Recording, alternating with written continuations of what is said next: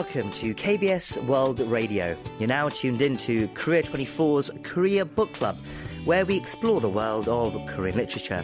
This is our weekend replay edition, playing back our book segment from Wednesday's show. We hope you enjoy it. I'm your host, Kwon Jang-woo. We have our literary critic Barry Welsh in the studio with us once again. Barry, hello, it's good to see you. Yes, good evening. So what do you have in store for us today? So this evening we're discussing a short story called Light's Escort. The Korean title is 빛의 호회. It's by Cho Hae-jin and translated by Brother Anthony and published in the spring 2015 issue of Koreana magazine. And Cho is a very prolific and celebrated writer with several novels and several short story collections to her name. And so the Literature Translation Institute of Korea's website describes Cho as having a welcoming perspective towards a diverse range of societal others, such as people with disabilities, foreigners, North Korean defectors, and overseas adoptees. Her works act as a testimony to their existence and lives. And Cho herself said in a very interesting interview in the Korea Times that, "I believe one purpose of a novel is to represent those whose lives are upstaged and don't get to enjoy their fair share of the pie. Even when you do write about individuals with glamorous lives, the novel should be able to see through the facade and witness their hidden wounds." And tonight's story, Light's Escort, is one such story of a woman who hasn't been treated as fairly by the world as she should have been.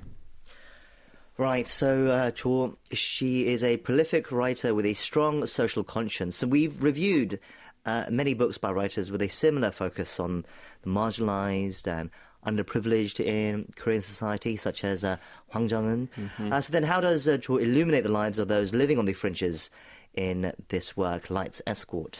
Right, so this is it's an atmospheric and poignant story. It's about the intertwined lives of two people and the secrets they share that have influenced their lives in different ways. So the story begins with the narrator at New York International Airport, and he's watching the snow falling out the window. And as he watches this, the snow falling, this picturesque scene, it sparks a memory of a woman called Gwon-eun, and their shared history together. The narrator, we learn, was recently reunited with Gwon-eun 1 year ago after a 20-year absence, a 20-year gap in their relationship. The narrator is now a journalist and has been, or had been, sent to interview Gwon-eun, who is now an acclaimed photographer of war, refugees, and sort of natural disasters. And during the interview, it appears that Gwon-eun had forgotten the connection between the two of them. She doesn't seem to recognise the narrator, who the narrator is. And so at this meeting, after 20 years, the narrator doesn't remind her of their shared history, but instead sort of hints are dropped that perhaps something has happened to Gwon-eun, and something has happened since this interview too. And the narrator also hints at some kind of pivotal, life-changing event that happened between the two of them at their original meeting over 20 years ago. So what is the connection between these two people? And, what has happened to Gwon-eun since the interview a year ago? And Cho uses this setup to explore the role of memory in our lives and how creativity can be used to escape from or document the harsher realities of life. Right, so it's an intriguing setup, teasing the reader, it seems, to read on. Can you tell us a bit more? How does Cho use this story to highlight the importance of creativity and memory in our lives then? Right, so we eventually learn, the story sort of works backwards. We eventually learn that Gwon-eun and the narrator, they were classmates in middle school.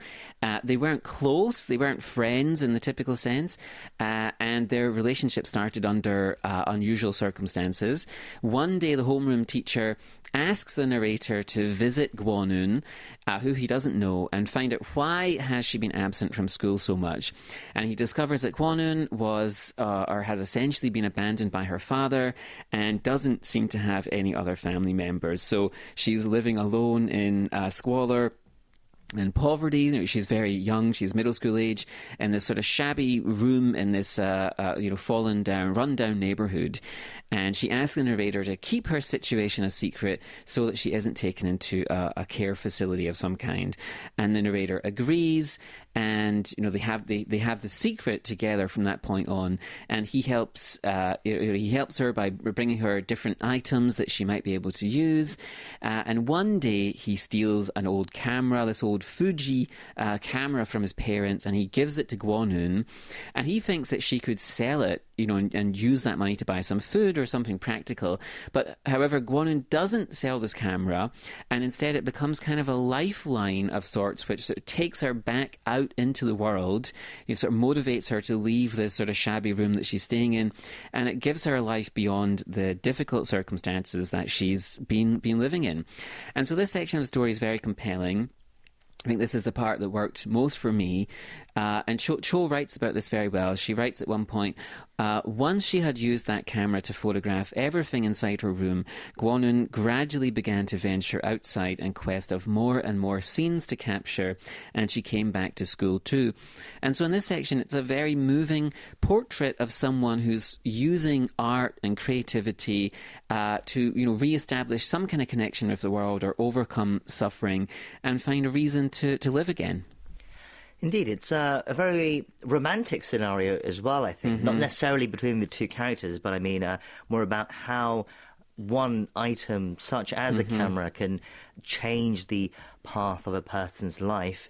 In fact, that leads her to becoming a war photographer, as you said, another aspect of the story. How does that end up connecting to the rest of the story? Right, yeah. So there is this other aspect of the story. So woven through the story of the narrator and Gwon-un is this other, initially separate story about a violinist called Alma Mayer, who was born in Belgium in 1916, and Alma's life sees her overcome discrimination against her as a Jewish woman at this time to become a member of the Brussels Philharmonic Orchestra in 1938.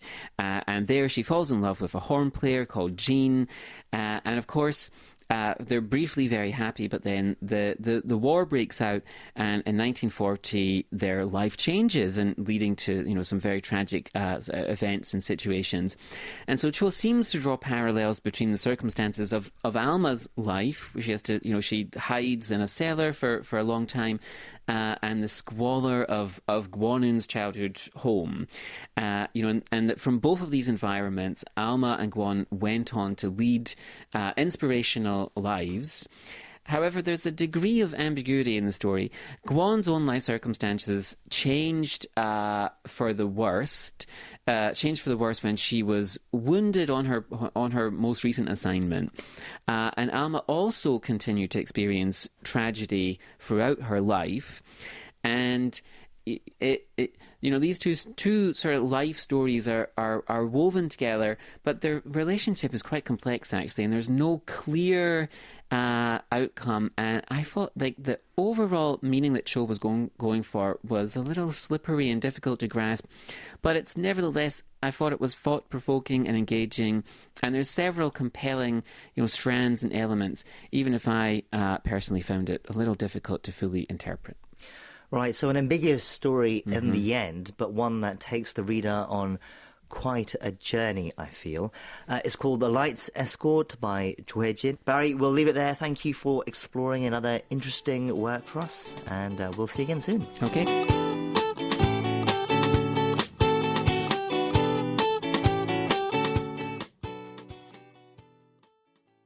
KBS World Radio.